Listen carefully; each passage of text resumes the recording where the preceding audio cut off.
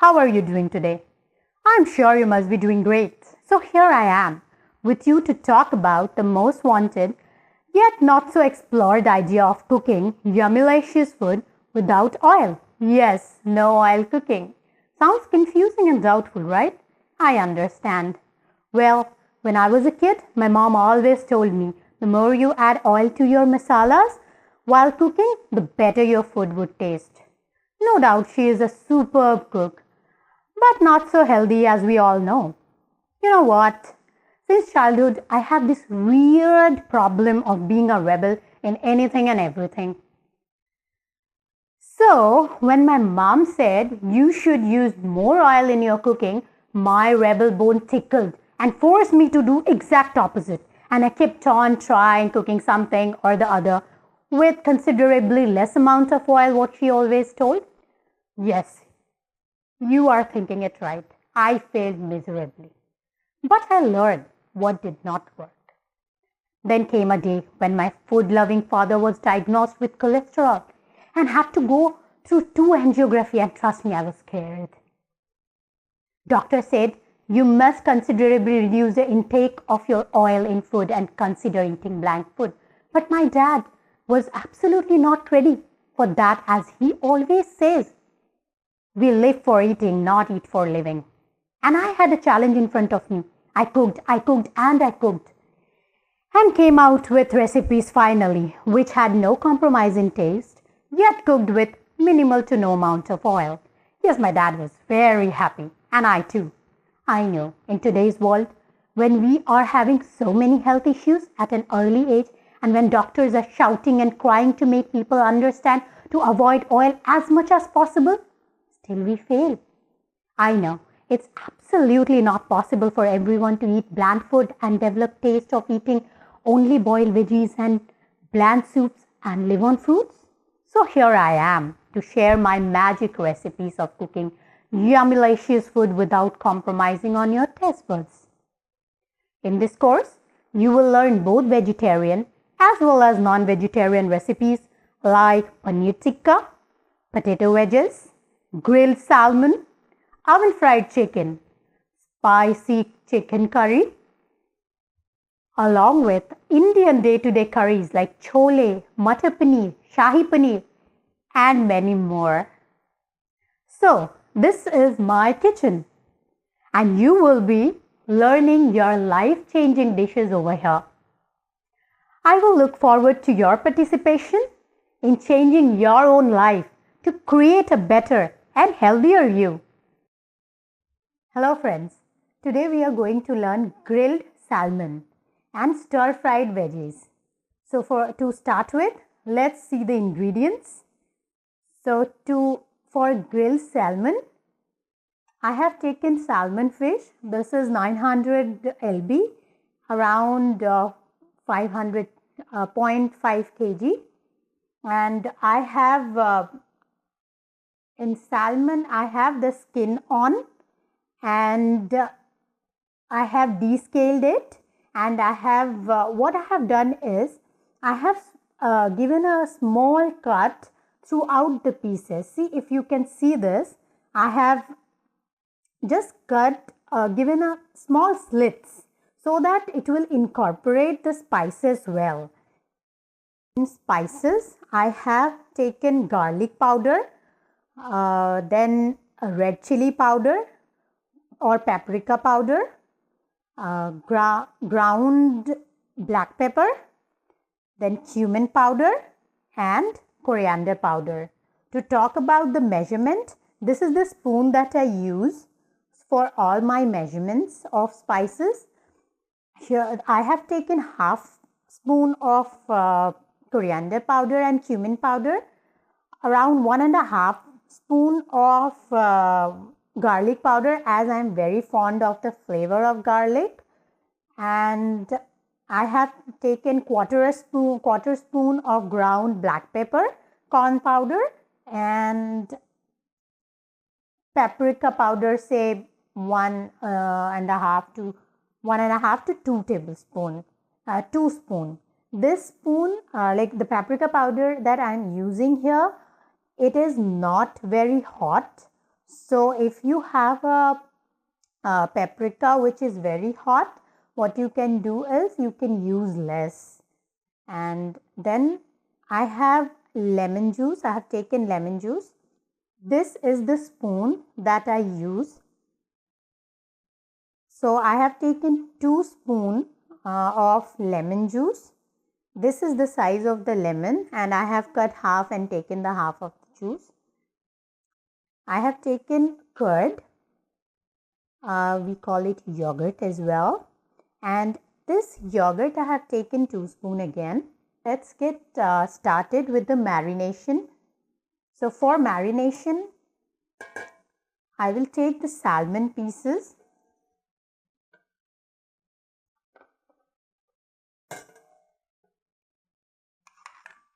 In my mixing bowl. Then I will put lemon juice in it. 1, 2. It is little more than 2 spoons. It is around 2.5 spoons. So I'm soaking my salmon in lemon so that it incorporates the tangy flavor, lime flavor, and it becomes tangy. So I'll soak it for say a minute. Now in the spices, I'm adding garlic powder, all the spices together, garlic powder, paprika powder, ground black pepper, and cumin and coriander powder. My curd, 1, 2 tablespoons of curd, and then I'm giving it a good mix. See, what I am doing is I am incorporating the mixture, the marination mixture inside the slits that I had made on my salmon flesh. So that way I am incorporating the masalas into my salmon well. Now I am adding salt to it. Just give it a mix a bit, and then what I will do is I have taken this, my oven tray. On that I have placed a rack and I am putting my salmon skin side down. So this is the skin and I'm putting it like this, skin side down. Over here I am using a rack which is kind of a non-stick, my rack. But if you do not have something which is non-stick kind, so what you can do is you can take the rack and just spray some oil, or take some oil in your palm and just apply over the rack so that it becomes a little greasy.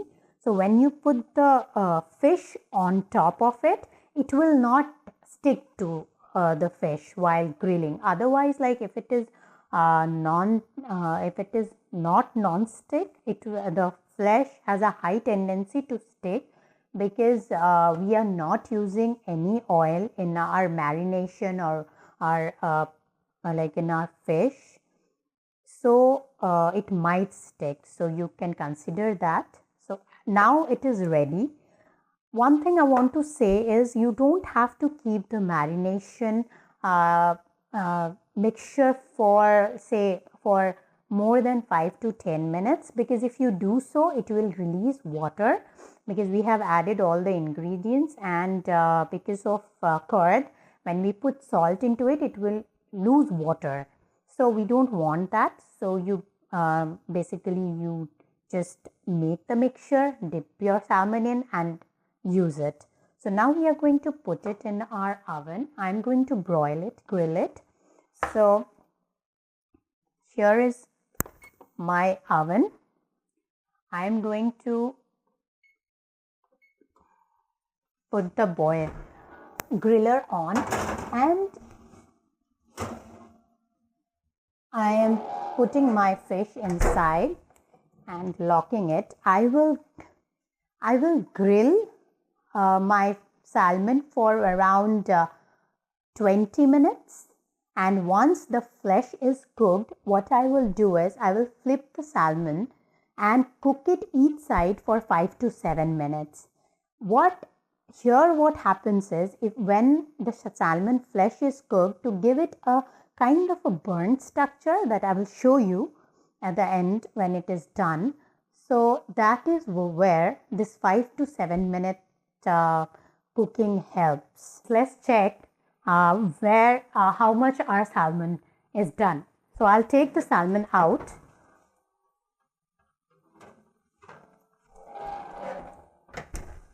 So this is how I'll show you. This is how it is cooked. The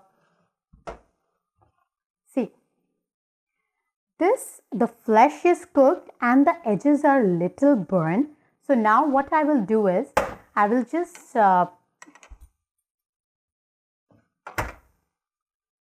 flip it to the other side.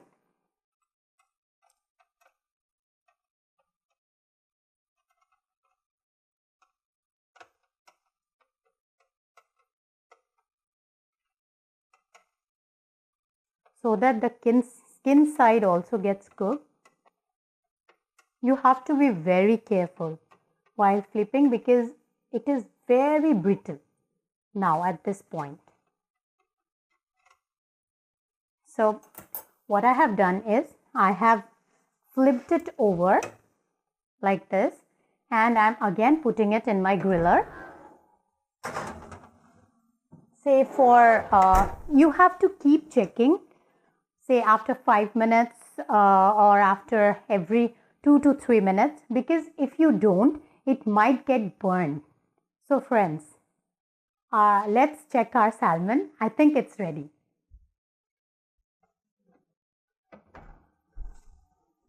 Wow.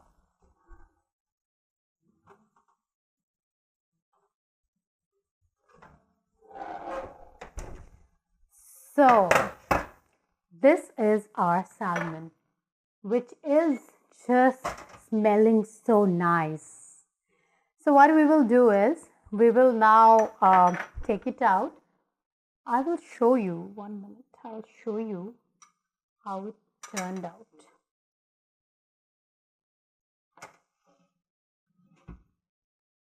So here it is. See the burnt edges, and it's so juicy. I don't know if you are able to see it or not. See, see, this is the piece where it is so juicy inside.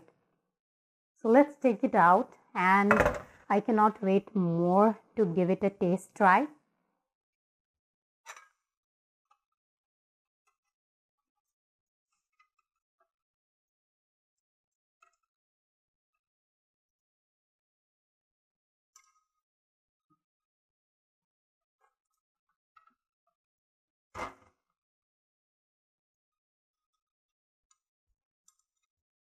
Here is the salmon, and these are the grilled veggies, which goes awesome with salmon, grilled salmon, and these are some of the spinach leaves, baby spinach. This is an awesome combination, and you must try it. Okay, so let me show you. So this, see how juicy it is. See how beautifully it is cooked. Inside it is juicy, and outside it is like, having that smoky flavor, a little burned, and the edges. It's so perfectly cooked, and we did not use a drop of oil. You don't need to. When you know the right technique of cooking, You just don't need oil, and trust me, you will never compromise on taste. I tell this every time. And once you have made it yourself, once you have cooked it yourself and tried it, you are going to experience it, and I will wait dearly to hear from you. So let's give it a taste try. So I'll take piece. See how nicely it's breaking down, how soft and juicy it is. I'll take some.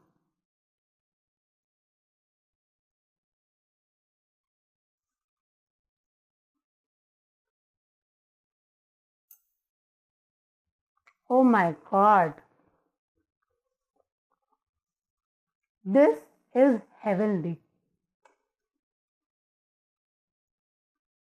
Friends, you must try it and let me know. I'll be super happy to receive your feedback. Thank you. Have a happy cooking. So as our salmon is getting ready, let's get started with our stir-fried vegetables. For stir-frying, what I have taken is carrots,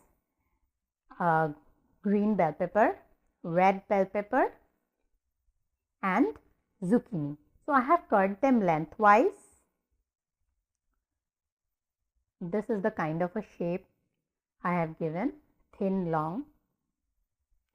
So for that, first thing, what we need to do is, we need to switch on our gas, and we have to keep our pan on it to heat.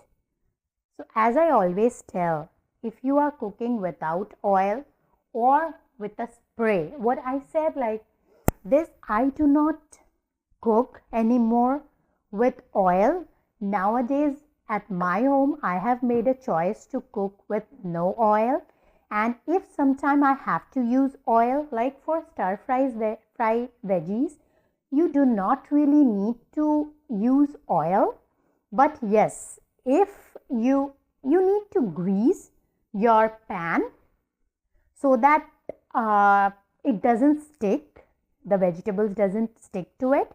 And this, I use this spray for these kind of stir frying. Technically, this spray, if I spray it once, I'll show you today so that you can understand. So if I spray it once, it has 0 calories. So our purpose is getting solved.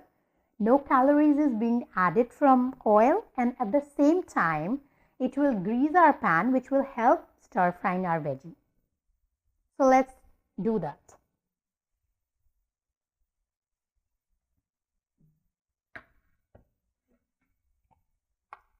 So here it is.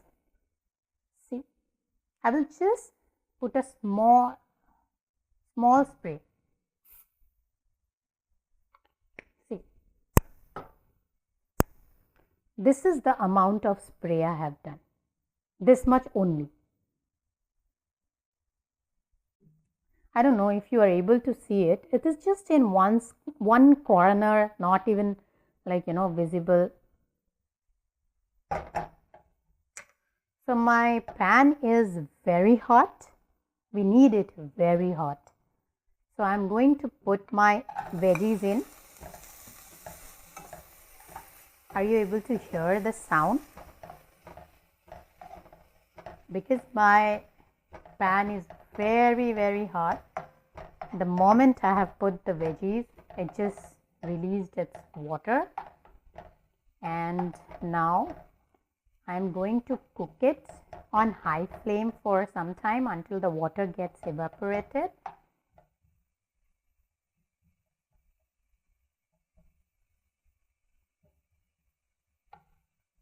I did not use any salt at this point of time for stir frying, because if I put salt while stir frying it, it will release water, which we don't want, because if it releases water, it will get steamed along with stir frying, and it will lose its crunchiness. So I don't like that way.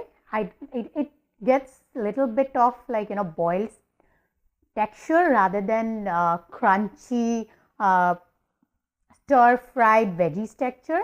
So to keep that, I don't add anything at this point. So I just fry it like this.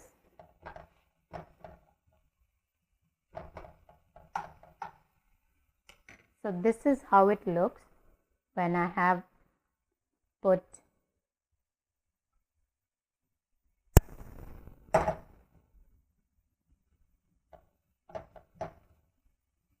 so I'll fry it for 1 minute, and once the water is evaporated, I will lower the flame and then stir fry it for say 5 to 7 minutes until I get little like burnt edges kind of a structure, and my capsicums get little translucent and I get that crunchy fried veggie structure. I'll show you.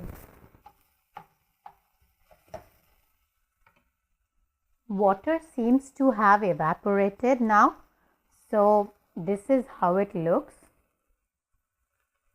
So now what I am going to do is I am going to reduce the flame to low, and I am going to let it cook for a minute, then give it a stir and again cook it for a minute, and like this I will do few, like say for 5 or 6 times until it is ready. I'll show you how, when you will be able to understand that it is ready. So we will come back. So here are my stir fry veggies and they look pretty done. So I'll show you how they look. I have increased the flame. So just to show you, I'll reduce the flames. So this is how it looks. So as we did not use any oil, so there is a kind of a burnt pan kind of a structure, but it doesn't matter. So I have increased the flame and I'll just stir fry it for say few seconds and then I'll take it out. Our stir fry veggie is ready and our salmon is in final stage.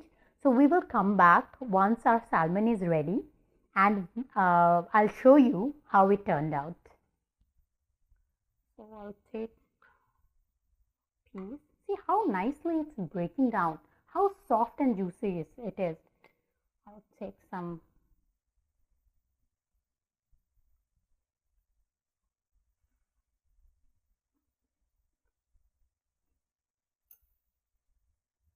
Oh my God. Oh my God. Friends, you must try it. Thank you. Have a happy cooking. Hello friends. Today we are going to learn a super easy and super delicious chicken recipe which I called baked chicken leg piece. Let's understand the ingredients. Obviously, chicken leg pieces. I have the skin on. It's your choice. If you don't want, you don't need to have the skin. My homemade tomato ketchup, the recipe I have shared with you. Onion, 1 medium-sized onion. Lemon. So I'm going to take 1 spoon of lemon juice. Red chilies. Then garlic cloves. So I have taken, this is the size of the garlic clove. So if you have a small garlic clove, you can take 4 or 5. I have taken 2. 2 spoons of curd. This is the spoon size. Then I have sliced onion, half a sliced onion. Then 1/4 bell pepper. Then 1/4 of red bell pepper. And in spices, we are going to use only black pepper, nothing else. And of course, salt. I have cheddar cheese with me over here. This is absolutely optional. I want to use it because cheese is a high source of calcium and phosphorus. So sometimes I like to sprinkle a bit of cheese. So I am going to use it today, but you don't have to if you don't want to. So now I am keeping my oven to preheat at 350 degrees Fahrenheit for 10 to 15 minutes.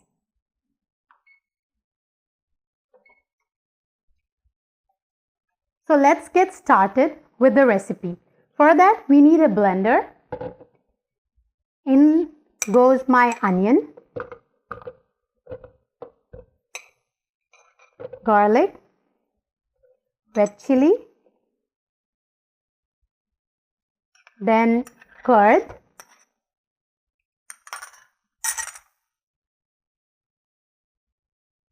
so goes in my 1 spoon of lemon and a 2 spoon of my tomato ketchup, homemade no sugar tomato ketchup.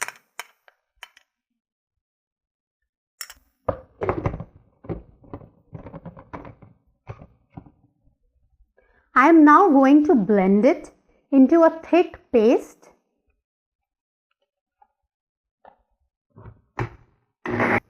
So friends, here is my mixture ready. So I have taken a baking pan on which I have kept a foil paper. As we are using no oil, so it's important to have a foil paper. I am keeping my chicken pieces. Then I am putting in my batter. So now this is how my chicken looks. I have mixed the paste what we just made with the chicken. Now I am putting some raw onions over it, our green bell pepper, our red bell pepper,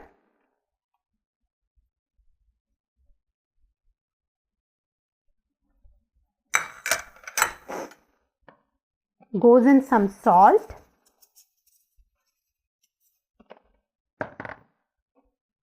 some pepper, black pepper, and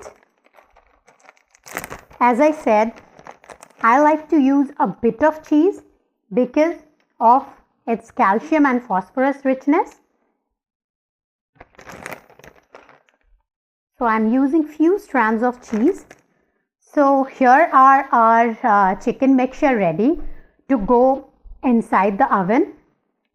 This is how it looks. So our oven is now preheated at 350 degrees Fahrenheit for around 10 minutes now. And I'm going to put my chicken mixture inside the oven.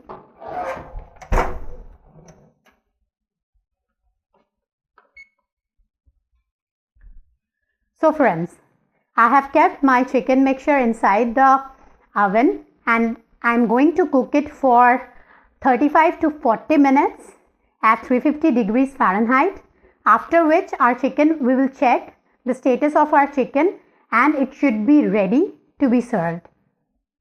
So friends, it's been around 45 minutes and we are now going to take our baked chicken out of the oven.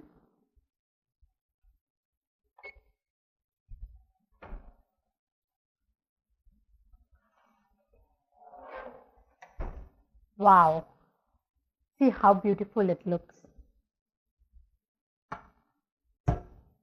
So friends, this is how our baked chicken looks like and I cannot wait more to give it a taste try. Wow. See how beautifully it is cooked inside and it is juicy and the chicken is very juicy. Hello friends, today we are here to learn chicken stick. After learning to make chicken stick, we will be learning to make wraps out of them. So let's get started. We need chicken, grounded chicken. If you do not get grounded chicken, you can take chicken breast or chicken thigh and you can just mince them in a food processor. Then I have taken one onion very finely chopped. Here is the size of onion. So this is a big onion I have taken. So I have taken one. So if you take small onions, then you can take two as well. Then jalapeno, I have chopped it finely. Then this is coriander leaf. And I've taken one egg. I have taken the egg white and 1 spoon of egg white and 1 spoon of milk, and I have mixed them well. This will work as our egg wash. And paprika powder, that is red chili powder, black pepper powder, table salt, and minced garlic. So what I have done is I have taken garlic cloves. These are the cloves I have taken. This is the size. So I have taken 2 and the chicken is around 300 grams. So for that, 2 big garlic cloves. If you have a normal size, what we get in India, so you can take 4 to 5.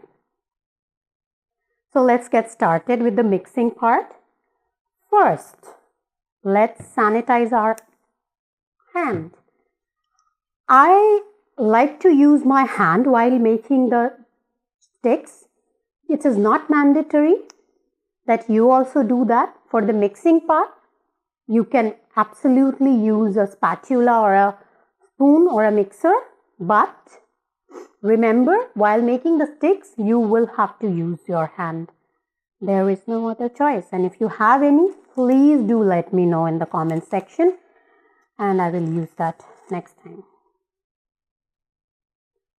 So there goes in my chicken, minced chicken.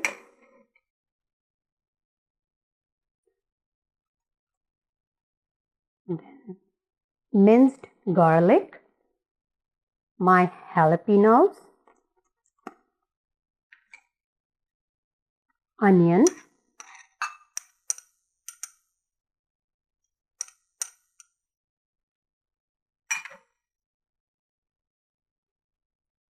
coriander leaves. I have taken half a cup of coriander leaves, that is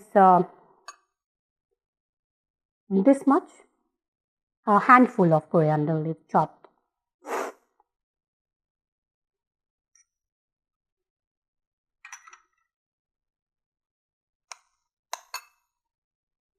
Now I will add my paprika powder, black pepper powder. You can also use garlic powder if you wish to. I like to use raw garlic here because the taste, there is a huge difference if you use a garlic powder and raw garlic. Raw garlic tastes much better. In this case, tastes much better than garlic powder. Goes in my salt. Now I am mixing my grounded chicken along with the herbs, spices and onion. So my chicken is ready, chicken mixture. Now I am going to make sticks out of it. I have already sanitized my hand, so I am not doing it again.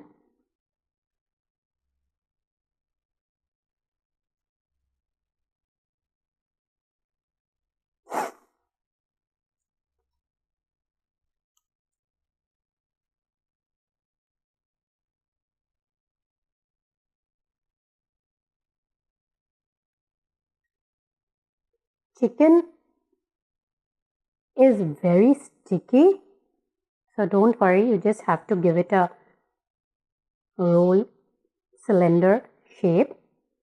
And as we did not use any oil, so it is okay, it is going to stick.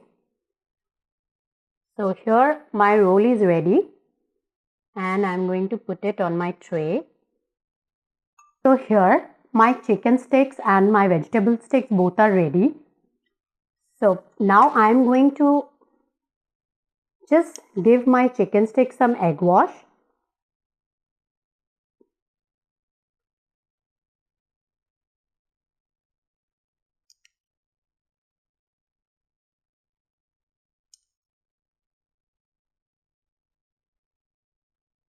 I hope you are able to see. It helps actually in the browning of the sticks. It gives a beautiful color.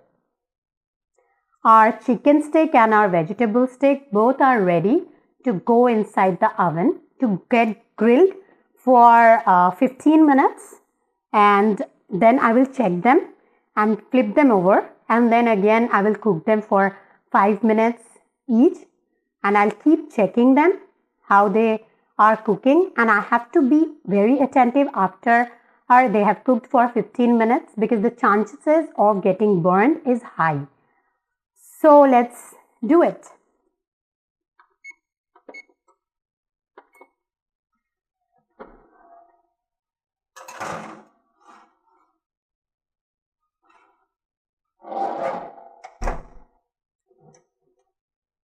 So let's meet after 15 minutes and I'll show you how they look.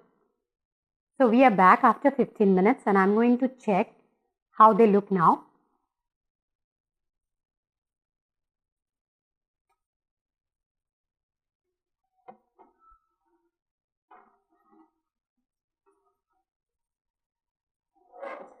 Wow. See this? This is how they look after 15 minutes of cooking. So they have little burnt roasted structure on the top, and I'm now going to flip them. So this is my chicken stick. This is how they look. So they are going inside again, and yes, I'm going to cook them for 5 minutes and keep checking the status, and then our chickens will be ready. I will be using them to make wraps because they make beautiful wraps. You can have them like that as well, like the sticks with green sauce that I have shared the recipe with normal ketchup, and you can use them in the wraps, and the wraps will turn out so tasty and so awesome. It's been 5 minutes now and I'm going to check how they look.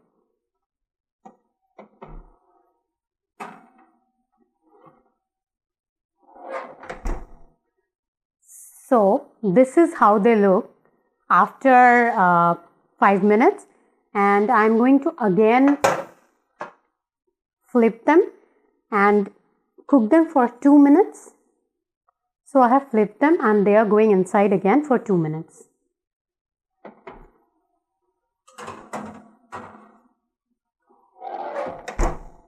At this point they are cooked, but I just want that crispy and beautifully colored edges.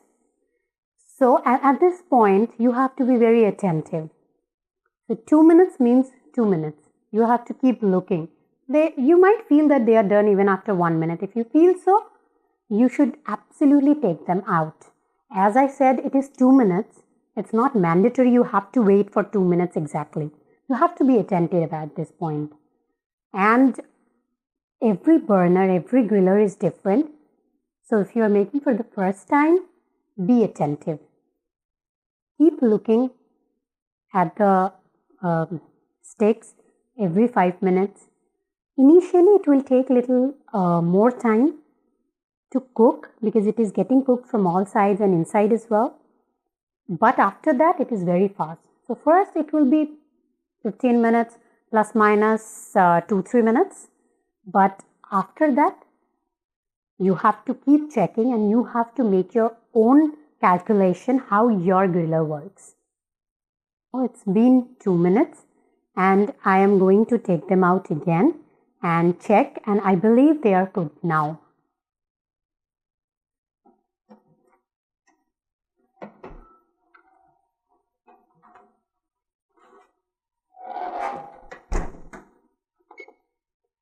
And yes, see how beautifully they are cooked and they are all ready to be served. So, and this is how our chicken stick looks like. So see, I told you, like if we give it an egg wash, it gives a very beautiful outer color. So for that, egg wash is, I love it. If you don't want to give an egg wash, it's absolutely okay. The taste will be the same and it will be as good as it is. Now let's give a try to our chicken stick.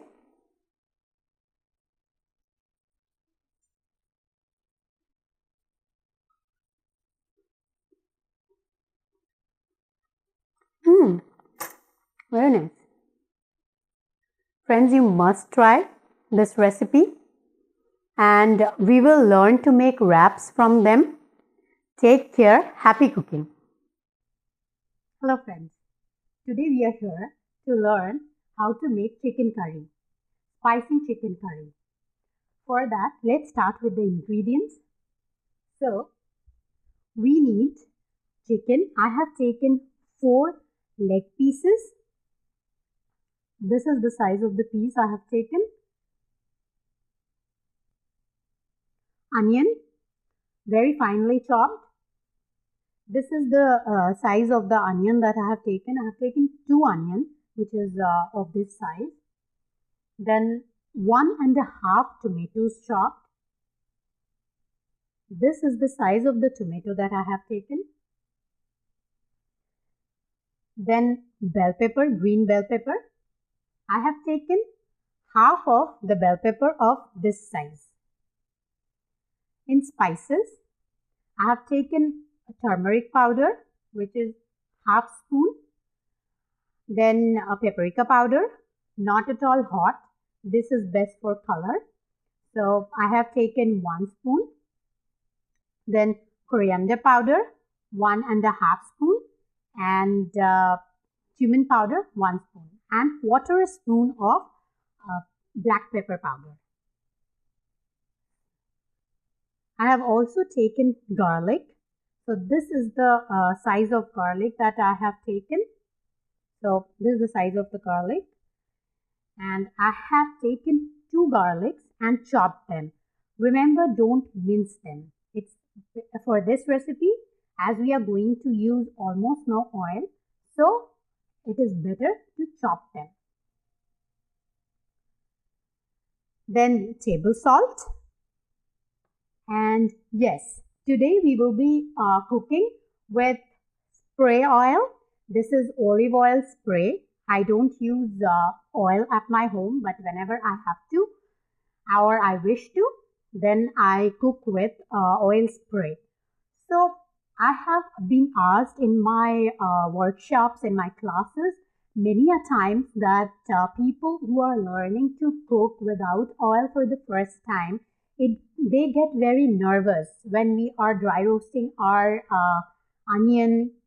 So for them, this is where I will be teaching you. This recipe can exactly be done without using a spray, but today I will be teaching you to make it with spray. Technically, when we spray it, it doesn't add any calorie or doesn't have any health effects, but it will grease your pan, which will help for the beginners to learn to cook without oil at all.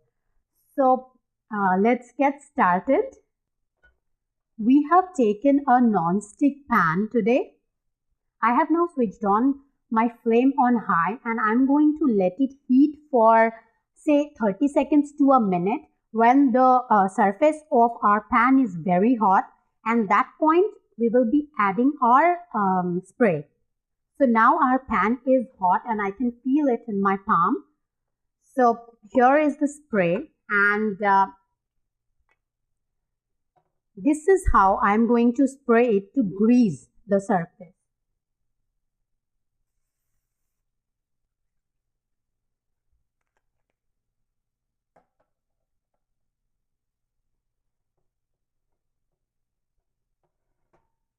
So here it is. I have just sprayed it once. just to grease the surface. I don't know if you are, here it is. It just greased it, and that is the amount of, this is the only amount of spray we are going to use. Now our pan is very hot, and we will be adding our chopped garlic, and we will just roast it. As we have greased our pan now, so we will dry roast it. And as I said, for this recipe it is important to have your garlic chopped finely, not minced, because it will help in the roasting of the garlic very well. We will roast the garlic for a minute until it is brown on the edges, and it releases a beautiful aroma. So now my garlic is roasted, and see the brown edges, and it is really releasing a good aroma. So at this point, I am going to add my onion.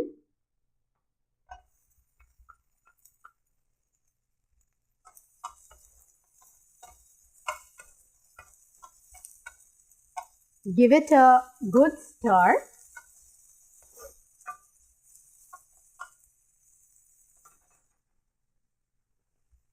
Now we will be adding salt.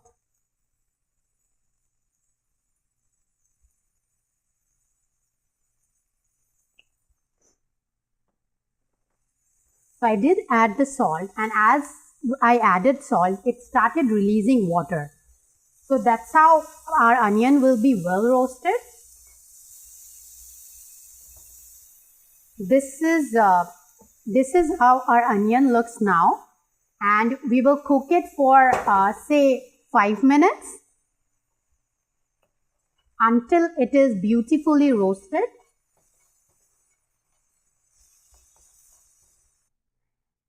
As I am cooking my onions on a medium flame, so I'm continuously stirring it every 30 seconds to a minute. So remember to do that, or else roast it on a low flame. Then you don't need to stir it for 2 minutes, 2 to 3 minutes.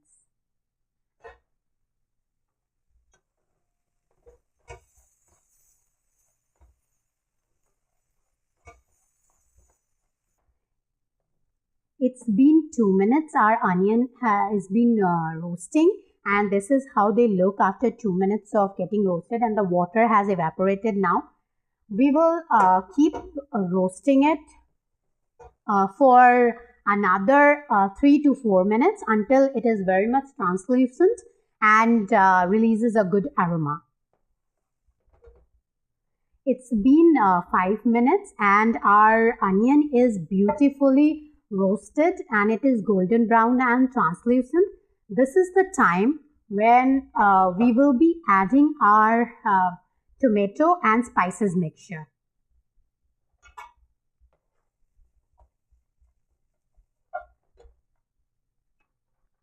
I have reduced my flame so that it doesn't get burned. Meanwhile, let's make the tomato and the spices mixture. So I've taken a mixing bowl. In that, I am putting my tomatoes, chopped tomatoes. Then I am adding all my spices: turmeric powder, paprika powder, coriander powder, and cumin powder. Giving it a good mix. Now I will be adding quarter a cup of water. This is a 240 ml cup.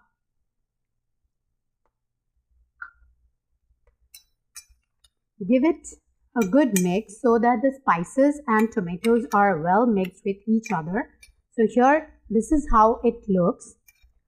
So now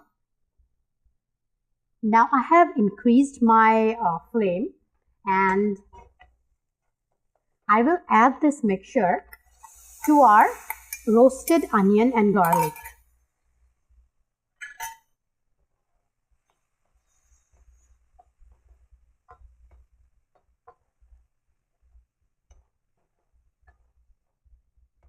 Give it a good mix.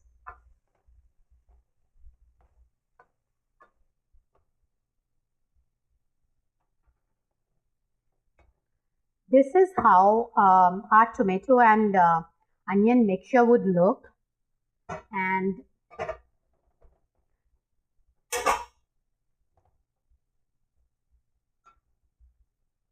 at this point, I will now cover the lid, lower my flame, and I will cook it for 5 minutes until the tomatoes and spices are well incorporated and well mixed. It's been 2 minutes. Our tomato and spices mixture has been cooking. So let's check how it looks now.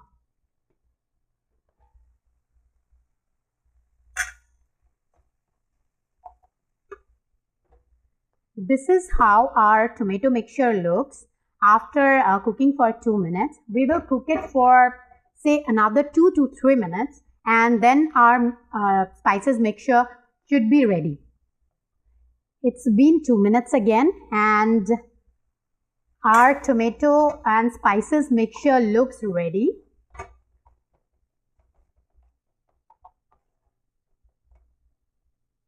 This is how they look now, and at this point it is releasing a beautiful aroma where the tomatoes and the spices are well mixed.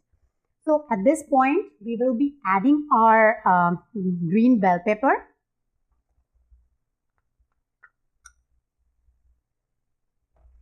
Give it a good mix and cook it for 2 more minutes. At this point, we will continuously stir and cook so my mixture doesn't get burned, and the capsicums are a little translucent. It's releasing beautiful aroma, trust me. After 2 minutes, this is how our mixture should look. And at this point, we are now adding our chicken leg pieces.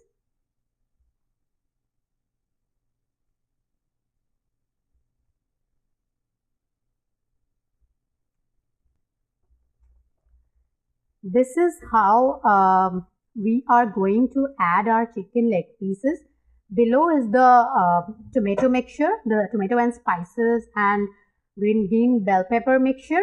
We have just kept our chicken pieces on them. So we are not going to stir them at this point. And now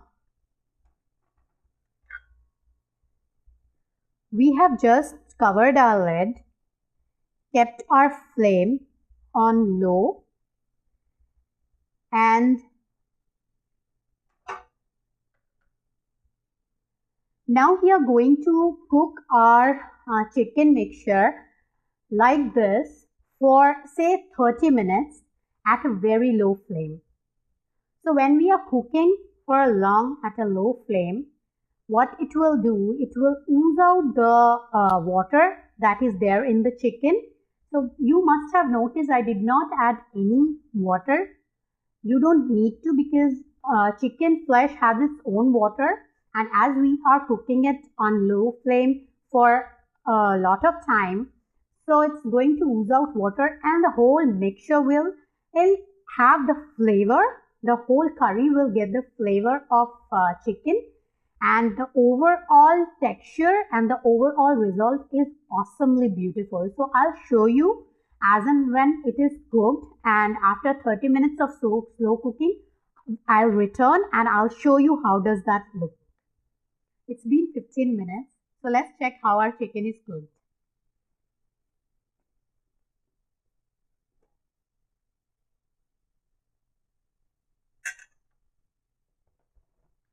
This is how our chicken looks after 15 minutes of cooking. The flesh has become white and it is already cooked. So let's at this point give it a stir.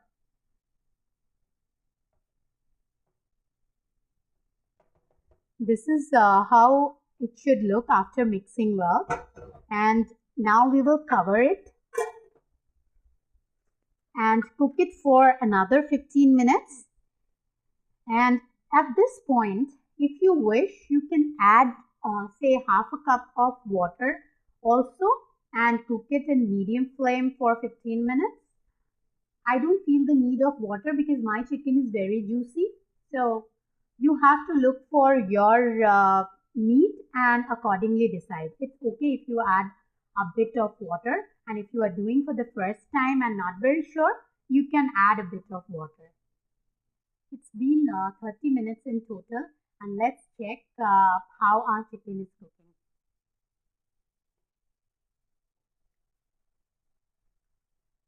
Wow. See how much water it released. So now at this point, I will increase the flame, and as our chicken is well cooked now, I will cook it on a high flame for 5 to 10 minutes until the whole spices mixture is dry and well roasted and incorporated with our chicken.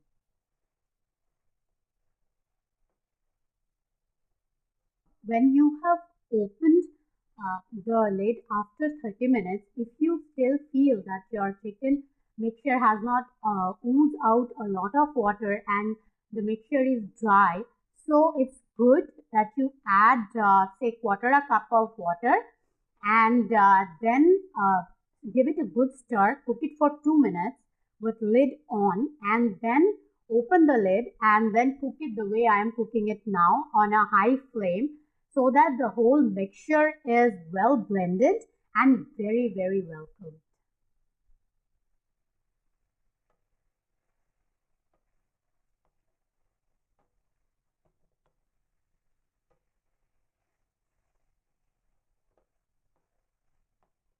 So after 5 minutes of cooking, all the water has now evaporated, and our masala mixture looks like this. So let me show you how well our chicken is cooked.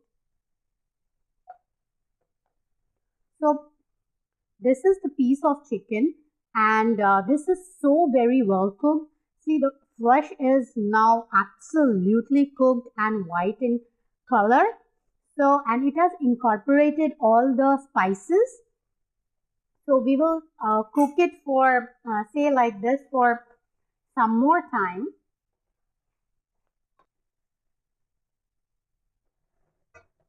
So this is how our final chicken mixture looks like. It is cooked now, and at this point the chicken is ready. And if you want to have it with Indian bread, you can have it as it is.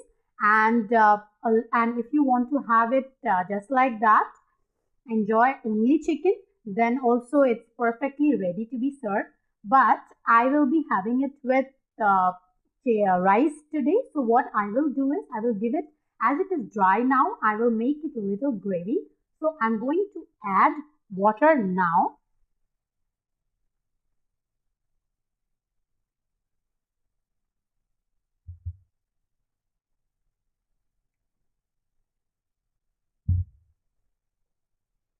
I have increased the flame, and here is the water. I have taken 240 ml of water, that is 1 cup, and I'm going to add it, give it a very good mix.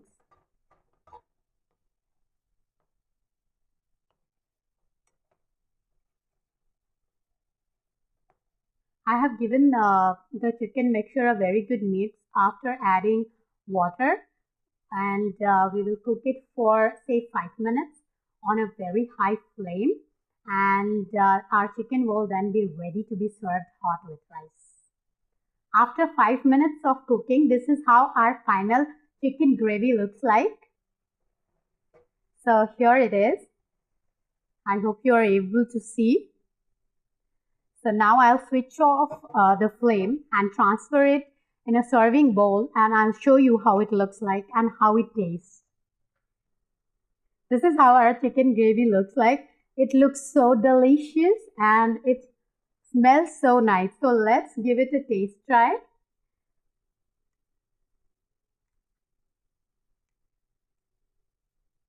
So here is my chicken, and it is so very well cooked. Mmm, it's so nice. The chicken is very well cooked. All the spices are so well incorporated, and I can bet no one can make out that it is cooked with almost no oil. Of course, we greased our pan, so I won't say it is no oil cooking, but technically it is because we just used spray and we just greased our pan so that it becomes easy for you to cook. You can cook the same recipe exactly without using spray as well. Just dry roast the garlic and onion and then follow the method as it is. So I have already taught you how to dry roast onion in my other videos. So you can do that way as well. And for the beginners who are little, if you are little worried or not very much ready to try your hands on dry roasting and cooking and not cooking without any oil, when you use this technique, it will be helpful for you to learn it and get that confidence. Happy cooking, friends. See you with the next recipe. Take care. Hello, friends. Today we will be learning 3 types of tortillas. One, wheat flour tortilla. Two, second is spinach wheat flour tortilla. And third is all-purpose flour tortilla. Let's get started with the ingredients. So for our wheat tortilla, we need 1 cup of wheat flour. So this is my measuring cup. It is 240 ml and I have taken 1 cup. And we need water. And then we need half a spoon of baking powder. So let's get started with the dough making for our wheat tortilla. So I have my food processor in which I can make a dough. That is my dough maker as well. So I'll put in my wheat flour inside my dough maker. Now we have added our wheat flour. So now we will add a pinch of like half a spoon of baking powder. So here the baking powder. So I'm adding in my baking powder.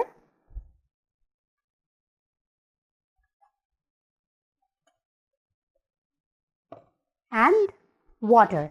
So I have taken half a cup of water.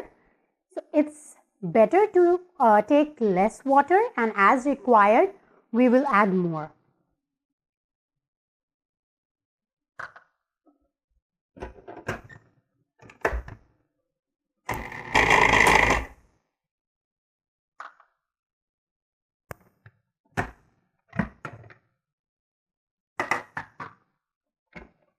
So my wheat flour dough is ready. So now I have taken out my dough and on my slab and giving it a good knead.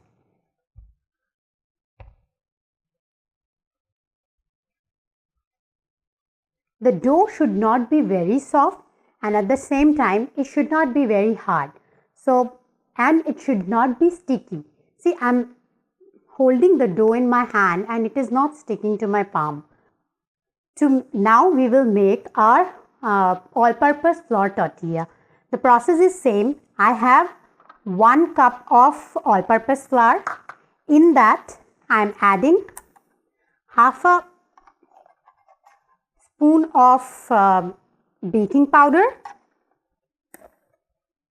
giving it a good mix, and then I'm putting it in my dough maker. Adding in some water, half a cup of water.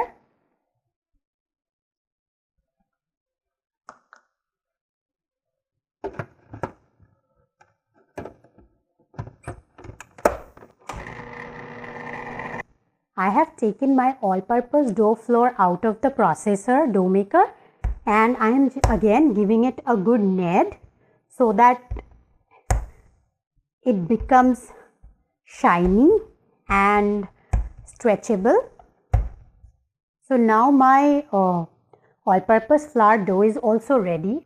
So now we will be making our spinach and wheat flour dough for our spinach tortillas. So for that I have again taken this wheat flour and I'm adding into my dough maker. I'm adding half a spoon of baking powder. For spinach tortilla, what you must do is you should take spinach leaves. These are baby spinach, fresh raw spinach, and in a food processor, I am blending it by adding a bit of water, say half cup to a bit more water, half cup of water, and then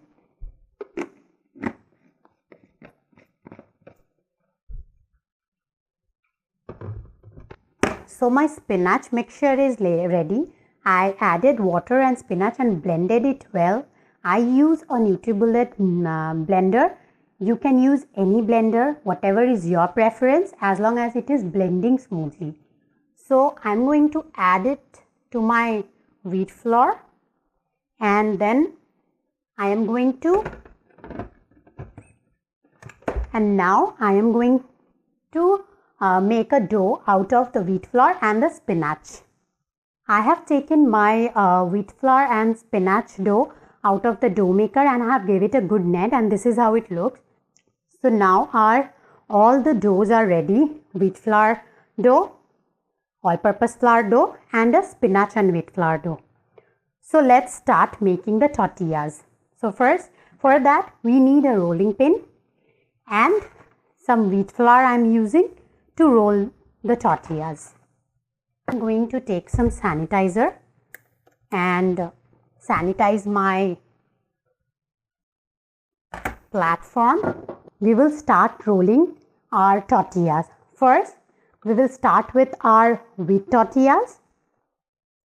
This is the size of the dough you should take for one tortilla. It will make a big tortilla. I'll show you. So like that, I am taking my wheat flour and I have taken my wheat flour and dipped my dough inside the wheat flour, and then with the help of my rolling pin, I will make a round shaped tortilla. I will add wheat flour whenever it is required, whenever it is sticking to the ground, and once I have rolled the tortillas, I'll come back.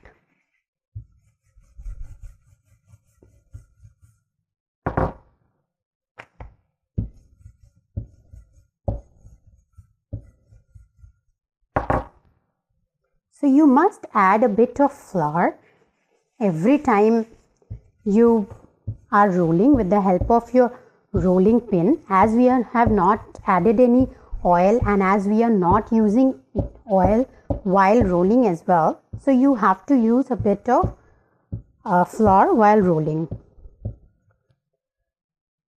So our wheat tortilla is ready, and this is the size it will be. I will just remove the excess flour from my tortilla and then I'll keep it. I've kept my tortilla on my plate and I will roll rest of the tortillas and I'll come back. Now I have rolled all the three types of tortillas.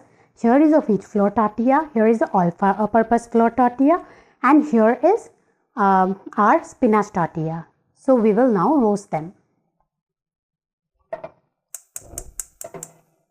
For roasting, I am keeping my skillet on a high flame and I will let it become very hot. When I'll put my palm here, my palm will feel the real heat, and then I would know that yes, it is ready for my tortillas to go in.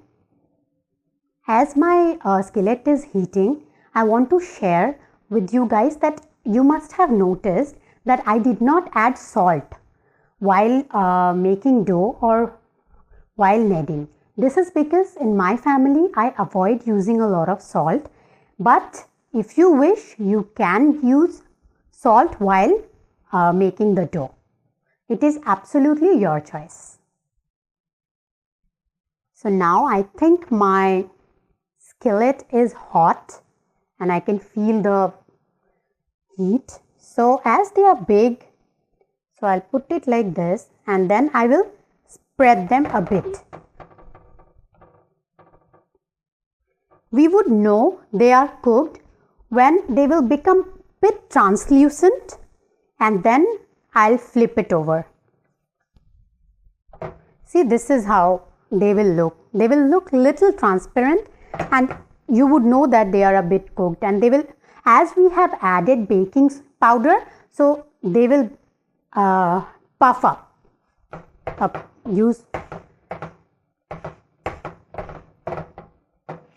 Now I'm flipping it over and I'm just roasting it, and see how beautifully it is puffing up. See,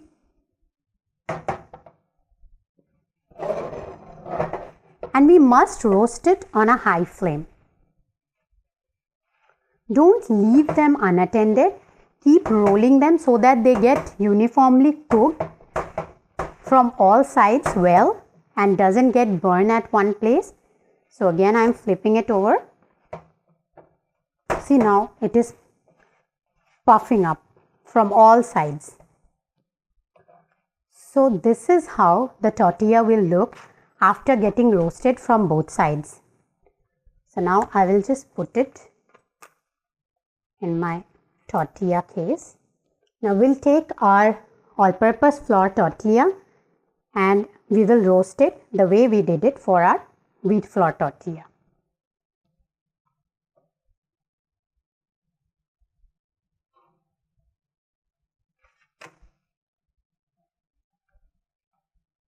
Once they are ready, they will look like this. So now the last one, our wheat tortilla. The same process. So now it has bubbled up. So I will flip it. So once I have flipped it, I'll let it cook for some time. The tortillas will look like this once they are roasted from both the sides, and I will remove them from heat and put it in my tortilla case. So friends, we are done with making our tortillas. You can try it at home and see how wonderful it is to eat healthy, because outside when you buy tortillas, they use a lot of oil in it to make it last longer. If you make it at home the way I have told you, you can store it for long. You just need to half roast it and then put it between the cellophane paper or between two butter paper and refrigerate it for a week or more. I would also like to tell you that while rolling tortillas, you have to be careful that it should be rolled uniformly from all the sides and middle as well, and it should not be very thick. It should be thin, because when I was lifting it up, you were able to see that how it was hanging, but not very thin that it will break. While making the dough, you have to be conscious about not making a very hard dough or very soft dough. If you make a very soft dough, it will be very tough to roll a big tortilla, and if it is very hard, then the tortilla will break. So these are the things these are the tips. If you keep in mind, you can make great tortillas at home. Hello friends, now we will learn to make wraps out of the homemade tortillas and homemade no oil vegetable and chicken sticks. So let's get started. For ingredients, we need green bell pepper. I have sliced them like this, long lengthwise. Then red bell pepper, tomatoes, onion which is sliced again lengthwise, and lemon, some spinach which is absolutely optional, homemade tomato ketchup.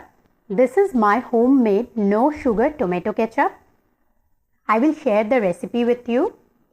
This is the green sauce that we learned making. Some black pepper, some salt. So let's get started. First, I will sanitize my hand. First, I'll take out the wheat tortilla that we just made. I have also sanitized my slab. So, if you are making it like this, you must sanitize your slab. So, first, I will put some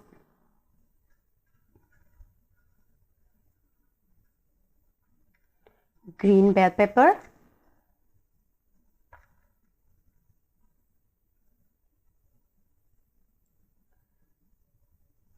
few red bell peppers,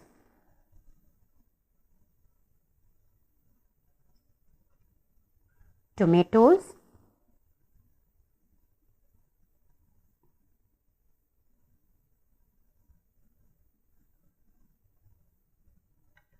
our vegetable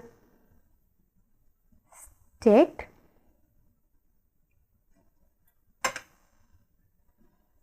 then some onion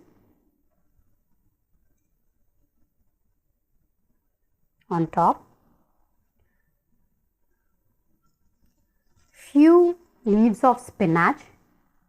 This is optional. You might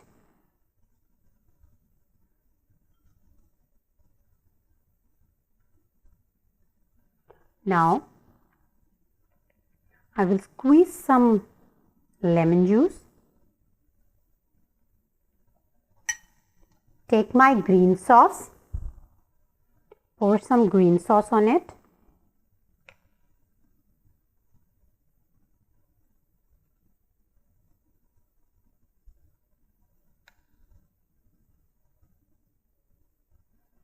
My husband loves this sauce, so I am putting it more.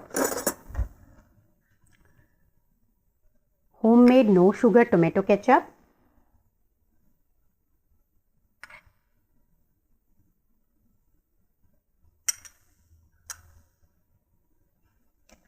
Some black pepper.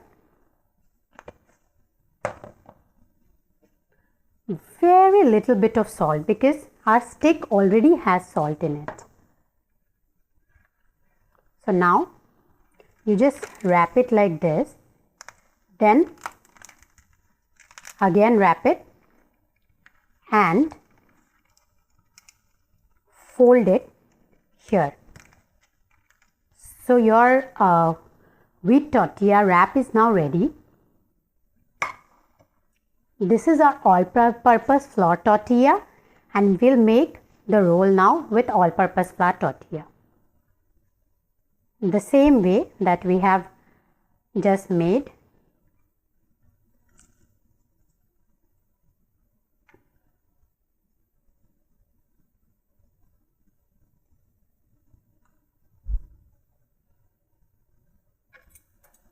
In this, I'll put our chicken stick,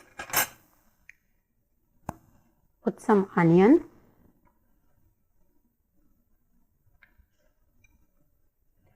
squeeze some lemon,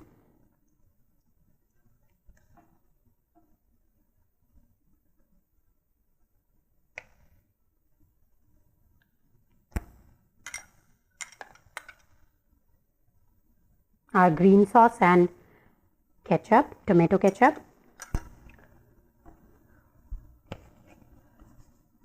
black pepper, a bit of salt, and we are good to go. Just wrap it, fold it here, take a toothpick and insert the toothpick out here so that it gets intact. So our two tortillas are ready. So our two wraps are ready. Now we will be making wrap with our spinach tortilla. Same process.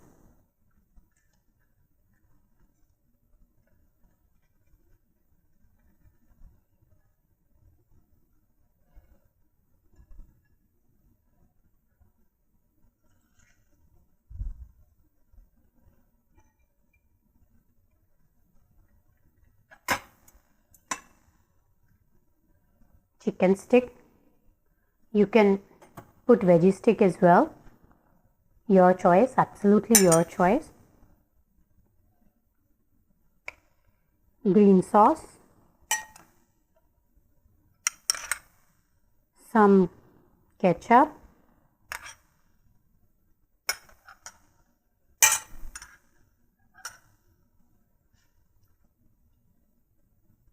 lemon few drops, little bit of salt and a bit of pepper. Then we will wrap it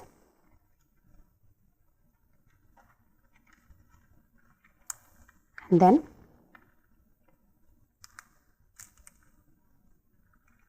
here is our third wrap, which is ready with our homemade tortilla and homemade chicken stick and vegetable stick. So you try this wrap and let me know how you like them.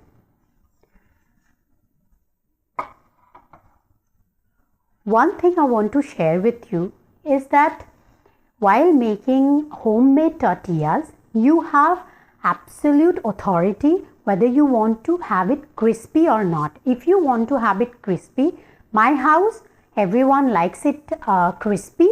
So I roast it for a bit long so that it has a crispy texture. It's kind of a taco kind of a texture it gets.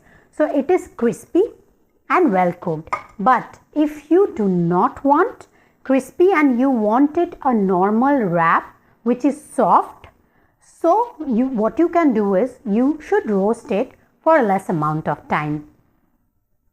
Thank you and happy cooking. Hello friends, today we will learn how to make tandoori momos.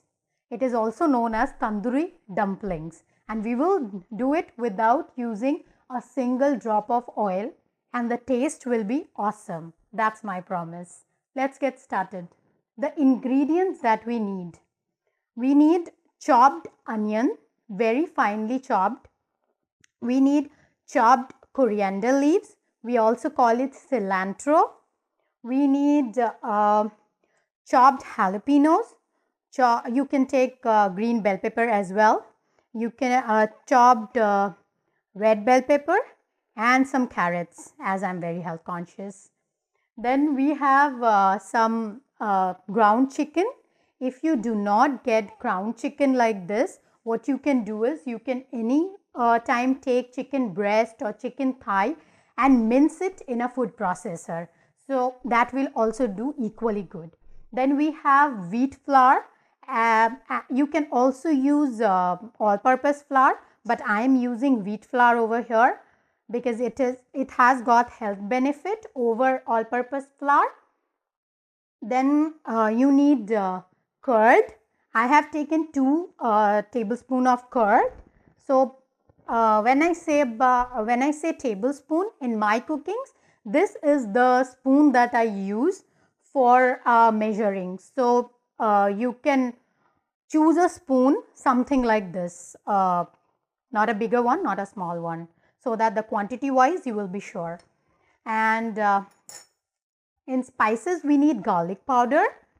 Then we need, I have taken chicken tikka masala.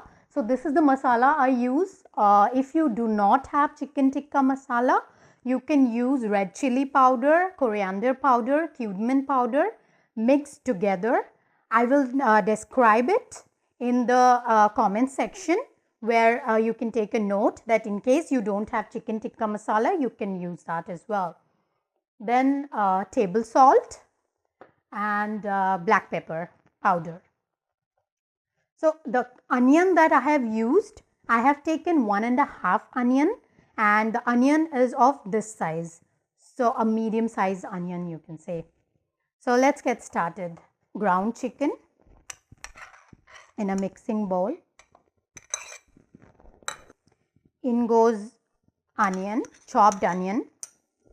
In goes chopped carrot, chopped jalapenos and chopped red bell pepper. Now chopped cilantro or coriander leaves, and then some table salt to taste, and some black pepper.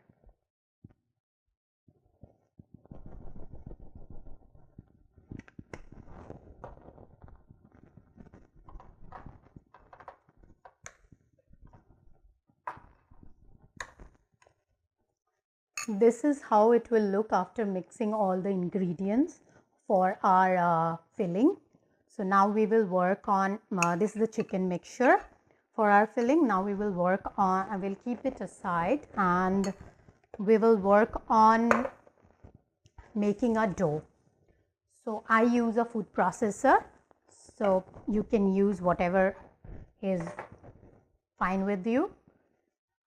So in food processor goes my flour, and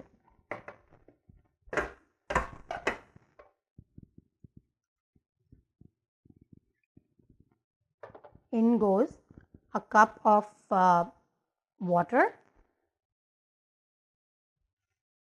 We will adjust water as per requirement. I might add more.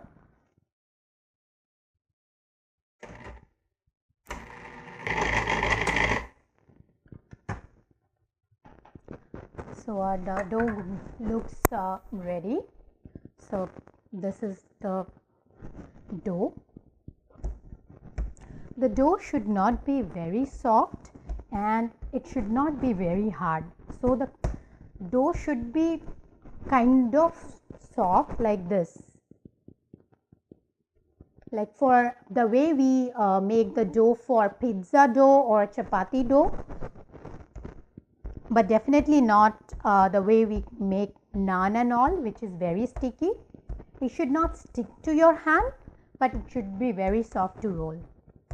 I have used for my flour and water, the measurement it shows is 240 ml. So you can decide accordingly. Now I have taken my rolling pin and rolling board out, and I am going to roll the dumplings. First I'll make small balls.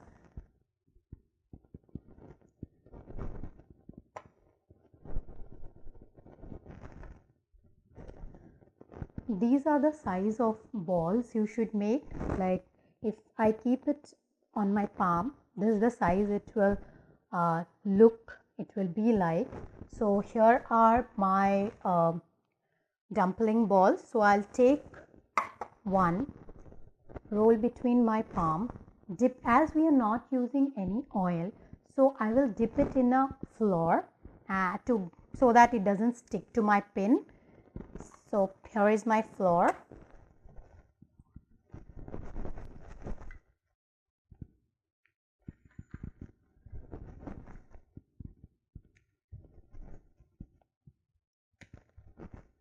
So this is the size I have rolled that my dumpling. So I'll take this in my palm and I will take my chicken filling and fill inside. Then I will just push the filling little inside and then seal the ends of my dumplings.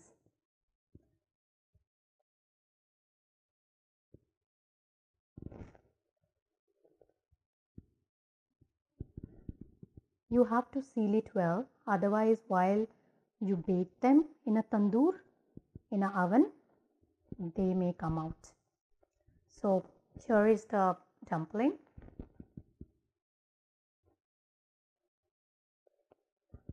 I am putting the chicken mixture in and I am folding it from all the sides, pushing the mixture inside and then sealing it at the top. So once you do that, you will achieve shape like this. So now we are done with our dumplings. Here are the momos. I have prepared two different sizes. So we will now prepare mixture for our tandoori. First,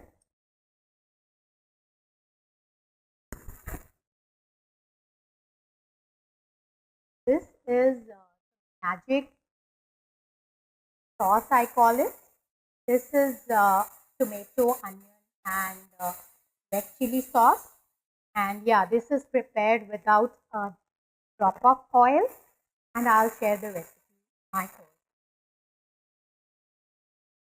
Goes in spoon of the sauce. It will give a kind of a tangy taste. Then, as I said, chicken tikka masala. So I'm using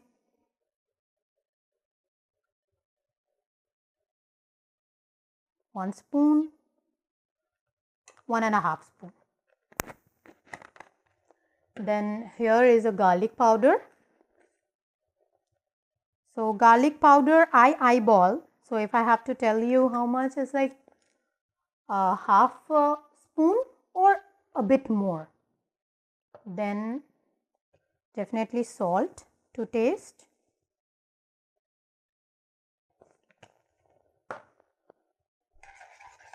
Mix them all. If you do not have the sauce, the magic sauce, you can use tomato ketchup, and or else you can completely avoid it. You can and to give a little of tangy flavor, you can use lemon juice anytime. So here is the mixture. Here is my tray.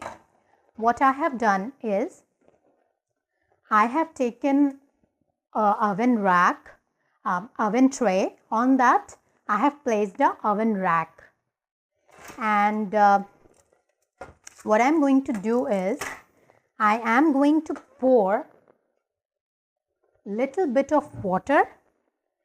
What the water will do is it will steam when it is baking, and it will help make the dumplings moist, and instead of drying it will be very moist in texture and taste. Now what I will do is I will put my dumplings inside the batter that I have made, and then coat it well with the batter and place it on the rack. So my dumplings are ready to go inside the oven. I have preheated the oven at 350 degrees Fahrenheit, and I am now putting it inside my oven.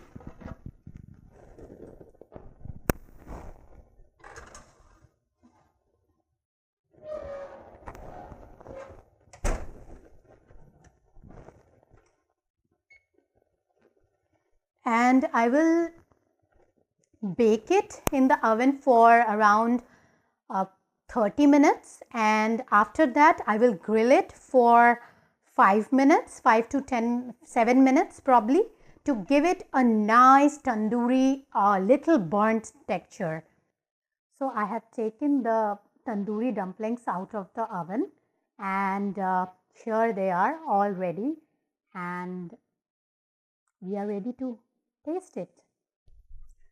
So here is the momo, tandoori momo, all ready, and I am going to give it a taste try. I cannot wait more.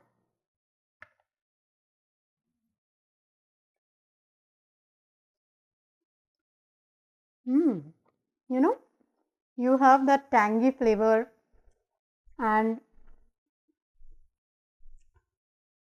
it is not even very dry because we added water. As I told you, I did add a bit more of water because it was dry. And yes, you must try it and let me know how you liked it. Take care. Along with our grilled paneer, best goes coriander sauce. In India, we call it hari chutney. And let's get started and let's understand how to make that. Coriander is an awesome antioxidant, and if you have and if you can have it every day with your food, it's awesome. So this is how we make I make coriander chutney at home, and it is a versatile chutney. It goes with anything, and it gives a tangy taste, and it's awesome. So the ingredients that we need for our coriander sauce is coriander leaves, that is cilantro, we call in the US. So this is the measurement, this is the cup measurement that I have used. This is 240 ml, that is 1 cup, and I have used 2 cups of coriander leaves. You do not need to chop it, it's okay, you just need to clean it well. Then I have taken say few leaves, like say this much only, of pudina. Pudina is again awesome and great antioxidant, and the mixture of cilantro and pudina makes it super healthy and awesome sauce, which is like if you have it every day, it will help build your immunity. Again, curd, because I will not be adding any water to it, because I'll be storing it for 10 days, a week to 10 days.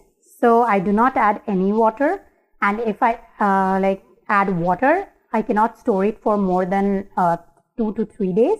So I prefer adding curd, as I store it in my refrigerator. So curd, 2 spoons. Then I have taken an onion, small sized onion, and if you have a big onion, I take half of it. I have taken jalapenos, half of the jalapeno. So my jalapeno is very mild, and if you take chili, which is hot, take, say, if this size is the chili, if like your little finger size, then what you can take is you can take half or even less. And if it is mild, if it is not at all hot, then you can take 1, because it gives a good flavor. Then I take flaxseed, because for me, my husband, he doesn't like to eat like flaxseed in any form, you know. And I know the importance of flaxseed too, and it is very healthy. We all know the importance of flaxseed. So what I do is I use flaxseed while making my green sauce. So it gives awesome flavor to our green sauce, makes it very healthy, and my husband eats the flaxseed in this. So I don't need any more reason. Then I have used chaat masala. Basically, I don't use chaat masala, but as I'm telling you, you might not like to only add salt. So I have taken, say, 1 spoon of chaat masala. And yes, salt. So let's get started with our green sauce. So I have taken my blender that I use is NutriBullet. It blends awesome. So whatever blender you have at home, you can use that blender. We just need our chutney to be mixed well, nothing else.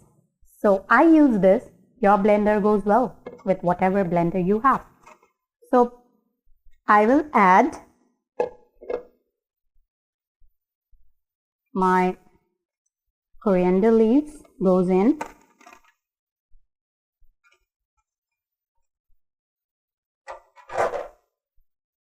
My pudina leaves goes in.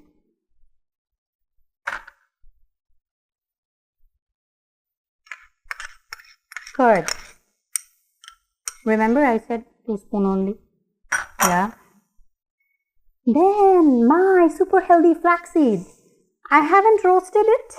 If you wish, you can roast, but I don't. It is not required. Then goes in my onion and my jalapenos.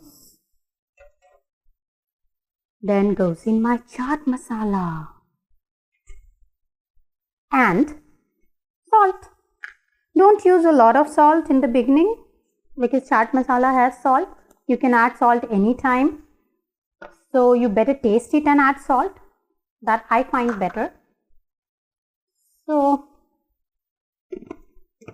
I will just close it and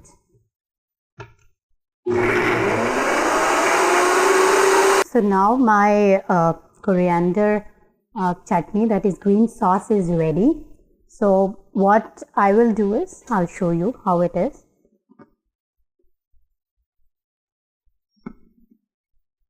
So this is my coriander sauce, that is green sauce, and it's so yummy.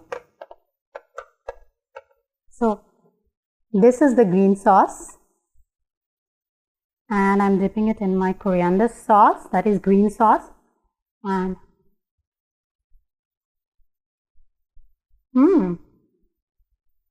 great. Follow the instructions and you can do it too. Happy cooking, friends. Hello friends. Today we will be learning to make homemade tomato ketchup, that is without sugar, and we will be learning to make no oil potato wedges. So to start with the ingredients for our ketchup, we need tomatoes. Here are 6 tomatoes. I have taken, this is the size of the tomato that I have taken, and here are 6 tomatoes. I have chopped them into 4 to 6 pieces, fairly large pieces. So this is the size of tomato that I have taken. Then we need ginger. If you do, I have these dried ginger. If you do not have get dried ginger, what you can do is you can use ginger powder, and in India ginger powder is also called sont. Then I have taken apple cider vinegar. You can take white vinegar, distilled vinegar, anything. As long as it is a vinegar, it's going to work.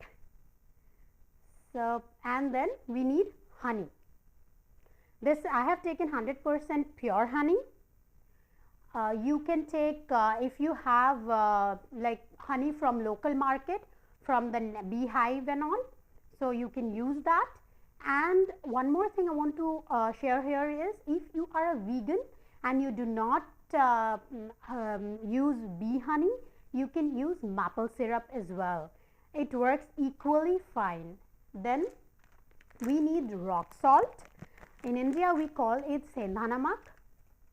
So let's get started with our tomato ketchup. To start with,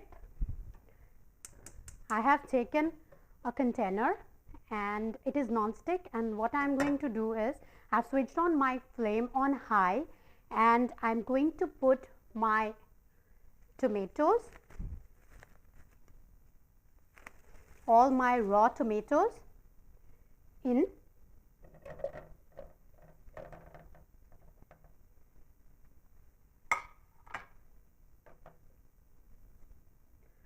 And I am going to cover it and cook it, say for 10 minutes, unless the tomatoes are mushy and very well blended within the container itself. I have not added any water because tomatoes will ooze its own water, so you don't need to. After some time you just need to reduce the flame to minimum so that it gets time to get cooked well. They look mushy, and at this point I am going to add in my ginger and I will let it cook for say another 5 to 7 minutes on a medium flame, and then we will see what next we will do. Let's check our tomatoes.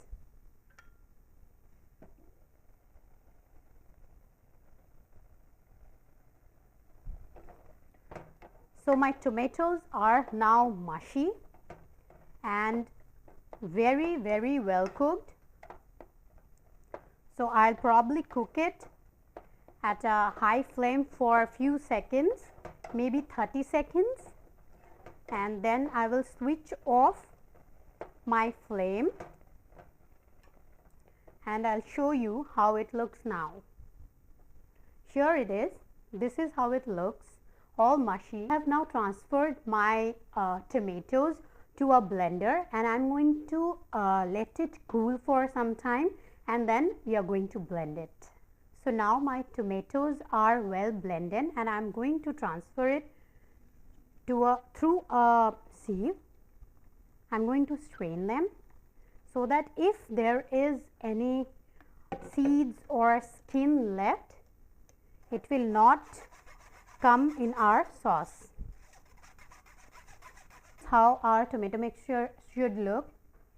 I am going to put it on my gas stove and I have switched on the flame and I am going to cook it until it starts boiling, and once it starts boiling I will add in honey. While my tomatoes are boiling, at this point I am going to add a pinch of paprika or chili powder. I like it. You do. This step is absolutely optional.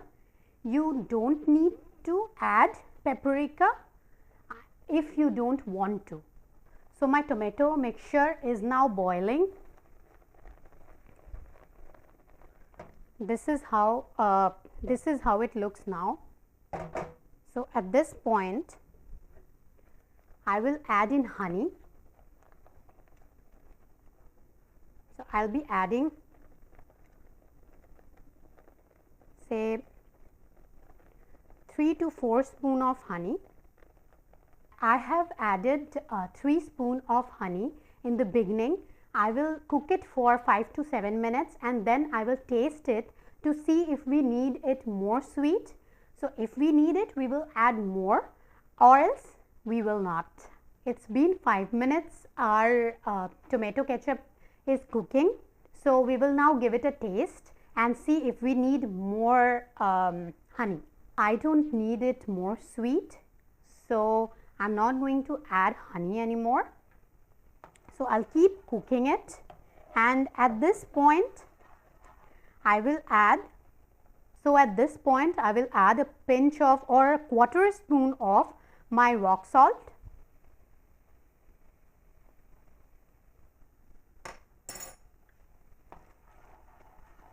Give it a good stir and again cook it for say 3 to 4 minutes. It's been already 3 minutes and my sauce is now ready, and I will switch off the flame and I will show you how it looks. This is how our sauce looks, and at this point I will add my apple cider vinegar. So I will add a spoon of my apple cider vinegar.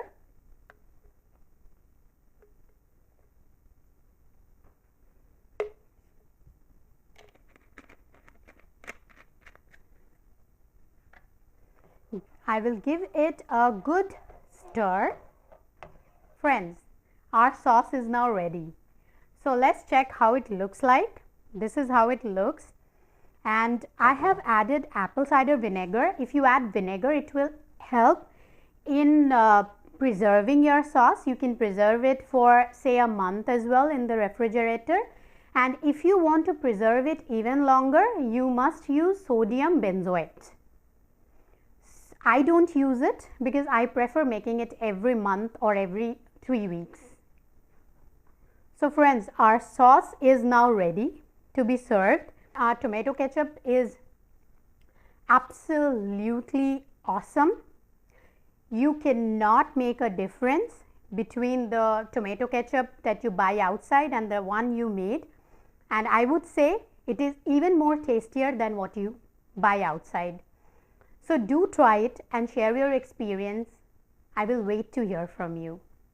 For tomato ketchup, I don't add any other flavor, but my mother, she sometimes adds garam masala, that is sometimes nutmeg powder and some cinnamon powder mixed together, and she adds that. And if you want a tamarindy garlicky taste for your sauce, you can use a garlic powder or minced garlic while you are boiling your tomatoes. And that's how you experiment. You can experiment with your sauce and come up with your variations and let me know what you have come up with. Happy cooking, friends, and a very happy day. Take care. Whenever you are grilling something, you must remember that you have to keep the rack, the oven top, here the griller would be. So I have my oven like this, and my griller is up on the upper part, and my baking rods are down.